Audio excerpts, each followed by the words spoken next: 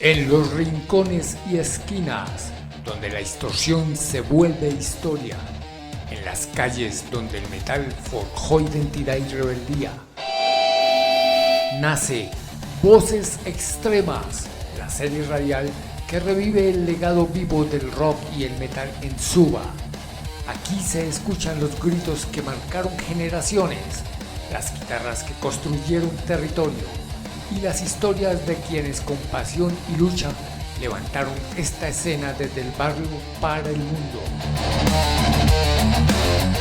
Prepárate para conectar con los protagonistas del sonido más crudo, rebelde y auténtico de nuestra localidad.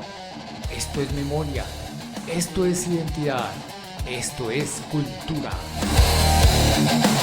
Bienvenidos a Voces Extremas, donde el ruido se convierte en identidad y la pasión por el rock y el metal late en cada esquina. Comenzamos.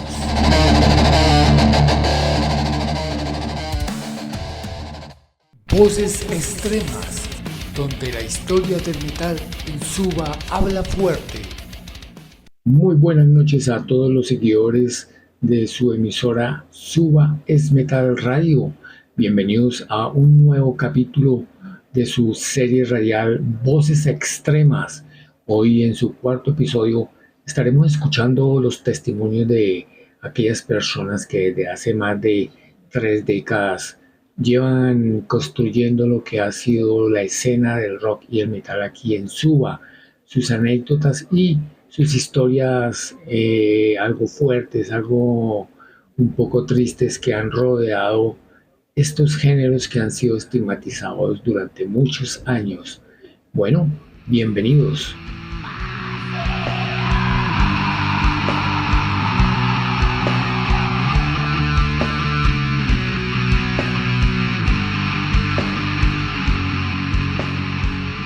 En Suba, como en muchas otras localidades de Bogotá, el rock y el metal no solo han sido géneros musicales, han sido un hogar, un escudo, un lugar de encuentro para quienes no tuvieron cabida en otros espacios culturales. Pero ese camino no siempre estuvo despejado. Durante años, a los jóvenes que se reunían en los parques, en los garajes o frente a un bafle viejo, se les miró con desconfianza. El pelo largo, las camisetas negras, los parches de bandas y las botas se convirtieron en excusas para etiquetar, perseguir o excluir. Muchos recuerdan cómo en los 80, 90 y 2000 ser metalero en Suba significaba ser señalado. Era escuchar frases como: esos son los raros del barrio, ahí vienen los violentos, o incluso esa música trae problemas. En algunos colegios se prohibieron las camisetas de bandas. En ciertos parques se dispersaban reuniones solo porque había jóvenes vestidos de negro. Pero quienes crecieron en esta cultura saben que la historia va por otro lado. El rock y el metal han sido desde siempre espacios de comunidad. En Suba, las bandas hicieron familia antes de tener escenario. Los ensayos fueron refugio antes de ser conciertos. Y en cada parche, en cada toque, se encendió una llama de creatividad y fuerza que no cabía en los estereotipos.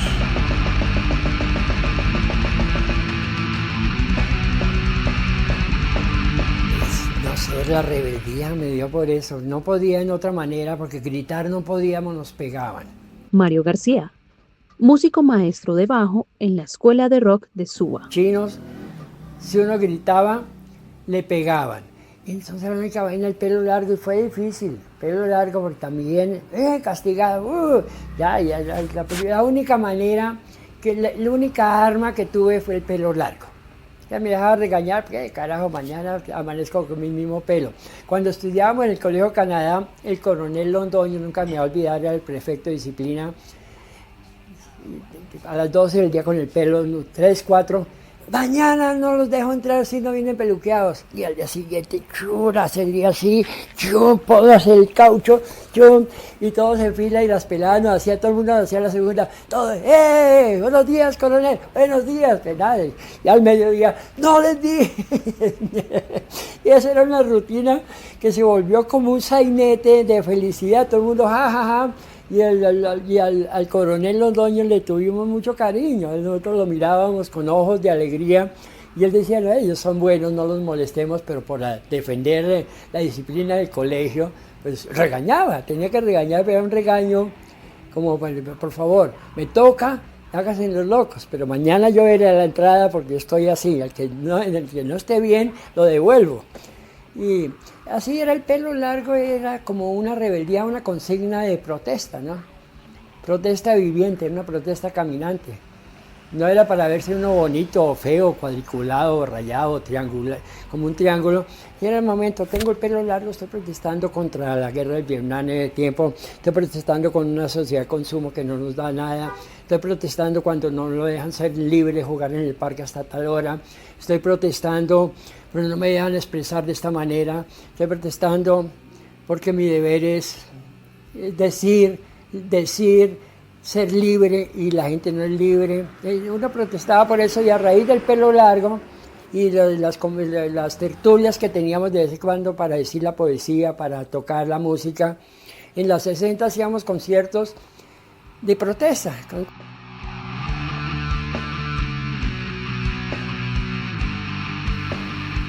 Era chistoso la gente de alrededor, barrios alrededor, que uno iba por la calle. Juan Carlos Higuera, Bar Nazaret, organizador de eventos. Y al rockero lo miraban, uy, ese tipo vestido de negro con el cabello largo, uy, esa música que está escuchando. Los vecinos pasaban por el alrededor, que es, bájenle el volumen a eso, que esa música no sé qué, que esa música no tiene sentido, porque ellos no tenían el oído capacitado para escuchar eso. Nosotros ya estábamos capacitados y sabíamos que la música que escuchábamos, la cultura, y la gente le daba miedo. Uno iba por la calle y no, que ese es el señor que pone esa música allá donde tienen esos ritos satánicos, que no sé qué. Una vez pasé por me echaron una ollada de agua, que no me la acercara a la puerta porque se le iba a entrar el demonio. Voces extremas, memoria de barrio, espíritu de metal. La discriminación no solo fue estética, también fue social. A muchos se les asoció injustamente con delincuencia, satanismo o violencia. Sin escuchar una sola canción, se juzgó la forma antes que el contenido y se olvidó que detrás de cada chaqueta llena de parches había un joven buscando identidad, expresión y comunidad. Sí, en ese tiempo la pinta era diferente a lo que la gente normal o pues la gente del común aceptaba. Andrés Martínez, músico en la banda Woods of Thorns Black Metal. Porque nosotros teníamos el cabello largo, éramos jóvenes, ¿no? Teníamos el cabello muy largo, vestíamos de chaquetas de jean, pantalones rotos, entonces eso no era muy aceptado, porque también confundían eso como con cultos satánicos y lo veían de una u otra forma mal, era de una u otra forma mal visto en ese entonces. Entonces siempre hubo esa persecución de la policía, que cada vez que uno lo veían por la calle, venga una requisa, se lo llevan a uno para la estación sin motivo. Fue muy difícil, las malas miradas de los vecinos, de la gente que iba caminando por ahí. Sin embargo, era la expresión cultural que uno tenía o que uno mantiene. Y por eso luchamos y por eso también nos persiguieron en el momento y cayeron 4 amigos en la loma.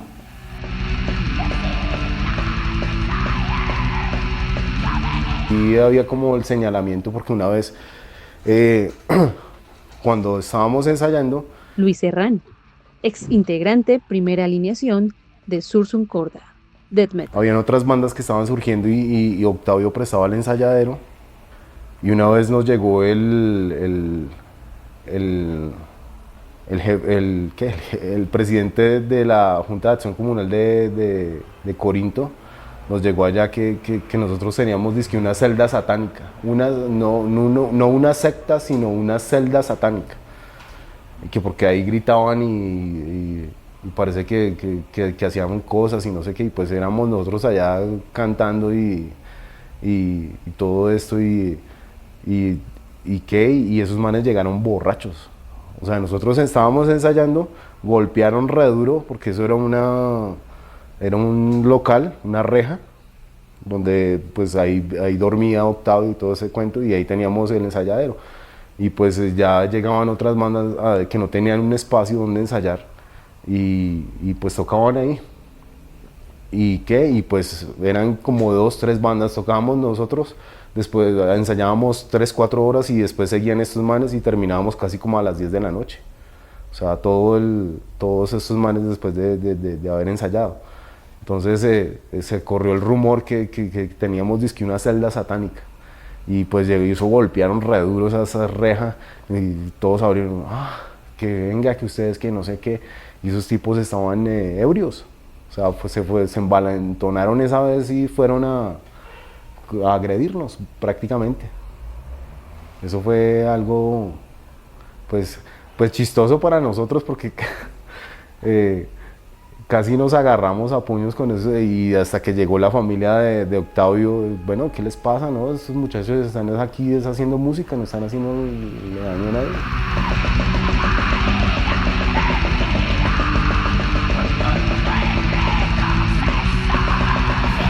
En esa época también hubo una cuestión como es a nivel laboral. Luis Cuellar, banda Ater Ignis. Que usted no podía, digamos, presentarse a un trabajo con el cabello largo, ni podía vestirse como quisiera, sino siempre había como un esquema social que usted tenía que estar de cabello corto y de corbata para ser bien presentado. Eso hizo que muchos de nosotros nos dedicáramos a otro tipo de labor, una labor un poco más abierta, que tuviéramos más independencia. Entonces todos buscamos ese tipo de contexto y muchos terminamos trabajando la cuestión de peluquería de los amigos de esa época. Yo contaría que si al menos unos 20 hubo una revolución de peluqueros para ese momento. Y entonces la gente se preguntaba, oye, pero ¿qué hace un metalero cortando el cabello y dedicado a la moda? Y resulta que con el tiempo eso nos ha identificado un poco y la gente lo busca a uno precisamente por el estilo. Voces extremas, leyendas que nacen del ruido. Bueno, en esa época, muy duro, muy duro, comenzando por mis papás. Marcela Leaño, propietaria Bar Crash. O sea, un estigma muy fuerte. Fue duro, fue muy duro, pero hay algo que es real, que a mí lo que me ayudó a sobrevivir fue la música, te lo juro. Si no hubiera sido por eso, no estaría aquí, no tendría mis hijos, no sé, ya me hubiera borrado el planeta hace rato, porque ellos fueron muy duros, muy duros. Cuando yo te digo que cuando yo metalera como tal, me identificaba como metalera, mi papá era el primero en señalarme, lesbiana. Si salía con una vieja era lesbiana, y si salía con un man era... Entonces fue muy complicado. Los vecinos me decían marimacho, me decían arepera, y si tenía novio, pues entonces ya era la Tales, ¿no? Entonces, o sea, no, fue súper difícil, súper difícil.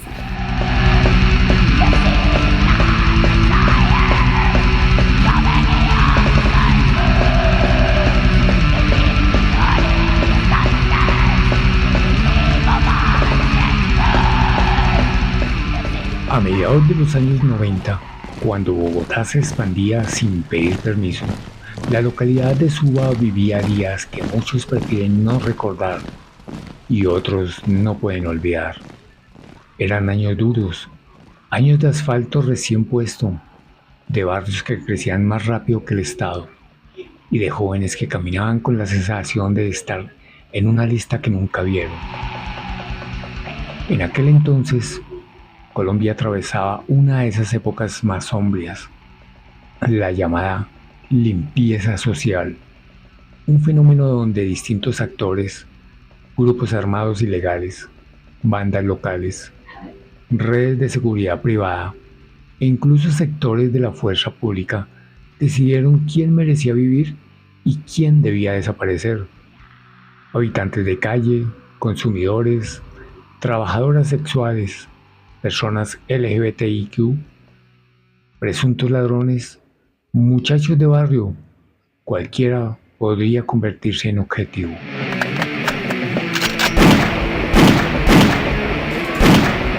En Bogotá, la práctica echó raíces en la periferia, donde la falta de oportunidades convivía con la desconfianza y el miedo. Allí surgieron panfletos, amenazas, silencios prolongados.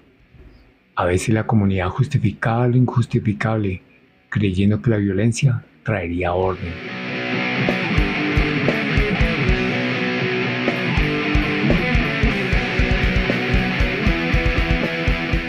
Suba no fue la excepción. Barrios como Lisboa, Tibabuyes, La Gaitana y El Rincón, que recibían a miles de familias desplazadas de todo el país, se convirtieron en territorios disputados por pandillas juveniles. Pequeños carteles de microtráfico y grupos de vigilancia privada buscaban imponer su ley, y entre ellos surgieron los otros, los que operaban de noche, sin rostro, sin nombre, dejando cuerpos en las esquinas polvorientas y mensajes escritos en tono de sentencia.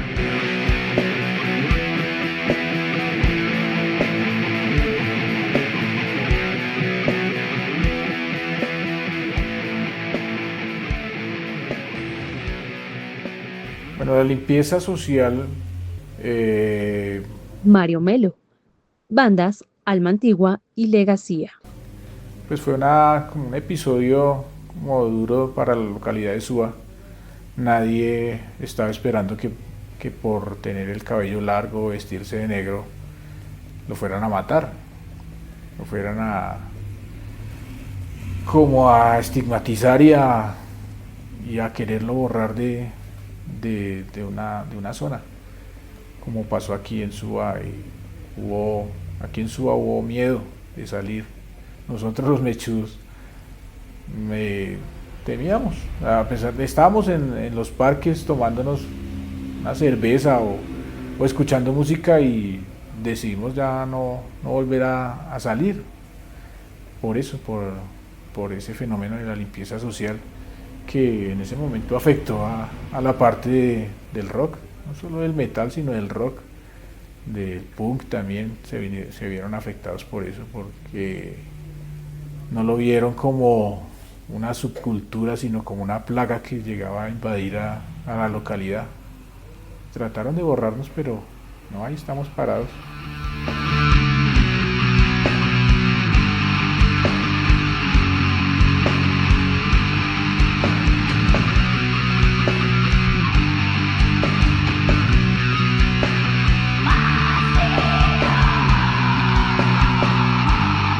Voces extremas.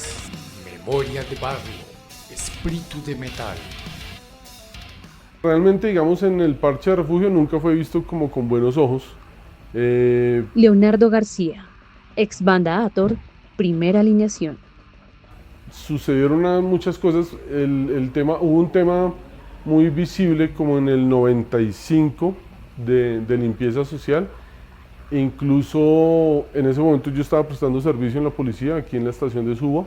Entonces a mí me rodaron la bola como: oiga, en tales fechas no los queremos ver a ustedes en la calle, díganle a todos sus amigos que se guarden porque vamos a pasar un poquitico organizando las cosas. Pero para mucha gente era un impacto fuerte ver, a veces nos reuníamos 30, en cuestión de segundos 40 personas, todos vestidos de negro, con la misma ideología, la misma música, fumando cigarrillo. Entonces ante los vecinos pues no había una mirada muy agradable de parte de ellos, siempre había como un estigma, al punto en que en algún momento crearon como una cosa que llegaba la policía y los que no vivieran en refugio, que no fueran de refugio, se los llevaban al CAI, los sacaban del barrio. Entonces, como para intentar un poco disipar el tema de las reuniones, pues porque era algo muy constante, casi que era de todos los días en la noche reunirnos ahí en refugio.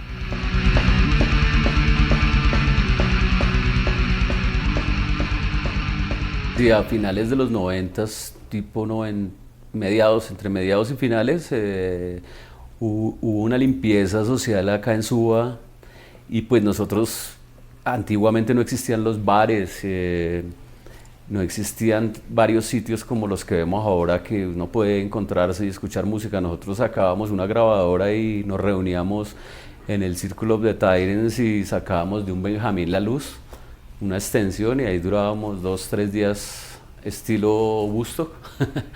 Y fue interesante ver eso, pero pues después con el tiempo empezó a peligrar la cuestión porque no solamente era de pronto por la limpieza, también habían grupos de subculturas que no les gustaba, o sea, trataban de enfrentar, entonces tuvimos muchos problemas con gente de ollas y este tipo de personas.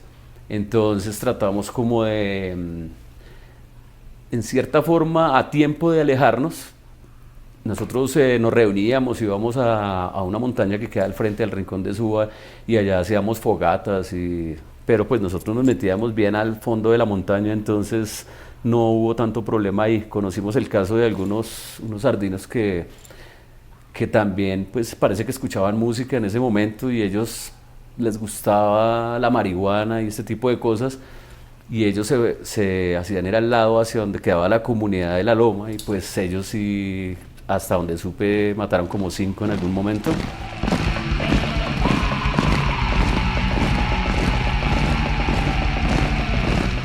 Nosotros pasamos por la limpieza social. Freddy Urrego, ex banda Non Servium. De la cual no era un amigo muy allegado, pero supe quién era. Alguna vez compartimos con él por ahí unas polas, una música bien bacano, y cayó víctima de una balacera cerquita de la Loma del Rincón. Él fue víctima de ese entonces, que fue una lástima. Ya, o si no, este muchacho yo creo que estaría con nosotros celebrando por acá también el metal en estos tiempos. Nosotros fuimos amenazados, porque nosotros nos la pasábamos en la Loma del Rincón, en la esquina de donde nosotros nos la pasábamos, que era un circulito y lo tenemos bautizado como el Circle of the Titans. Y allá eran las farras, cerveza, todo lo que usted quisiera, licor, música. Sacábamos siempre una grabadora, cuando no había para comprar las pilas, le robábamos corriente a los vecinos, muy bacano. Y escucha metal día, tarde y noche. Si era un puente, y no la pasábamos los 3 días. Y eso, entonces, bueno, muchos vecinos celosos, pues porque obviamente llamaba la atención, nunca les gustó la música, como en otros parches. Entonces, nos pasaron a la lista negra de que no, todos esos satánicos, todos esos marihuaneros que toca barrarlos.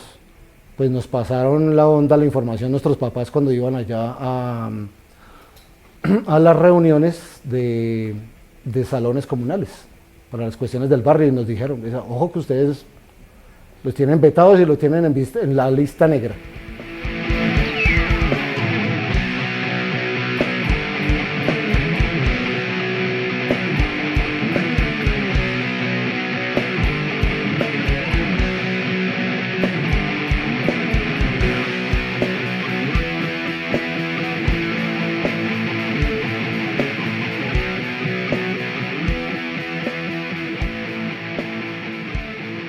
Voces extremas, donde la historia del metal en Suba habla fuerte. Entre 1994 y 1998, organizaciones comunitarias denunciaron desapariciones y asesinatos selectivos, jóvenes que salieron a una tienda y no volvieron, habitantes de calle que amanecían golpeados o muertos, listas negras que circulaban de boca en boca, y la policía a veces llegaba tarde o no llegaba.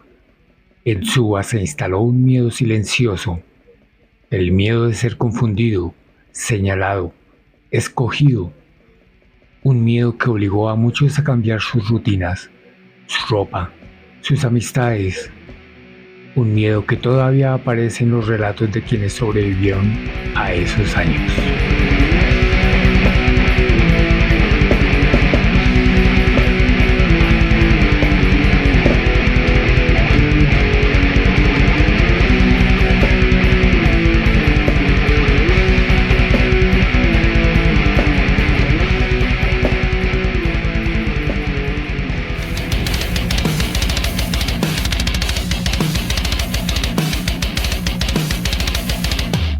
Desde las calles hasta los escenarios, desde las ideas hasta el ruido que transforma.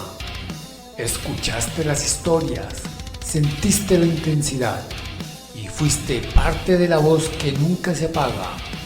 Esto fue Voces Extremas. Gracias por acompañarnos en este viaje sonoro por la esencia rock y metal de Suba. Nos vemos en la próxima descarga de Memoria y Sonido. Suba es metal, Suba es cultura, Suba es Voces Extremas. Hasta la próxima.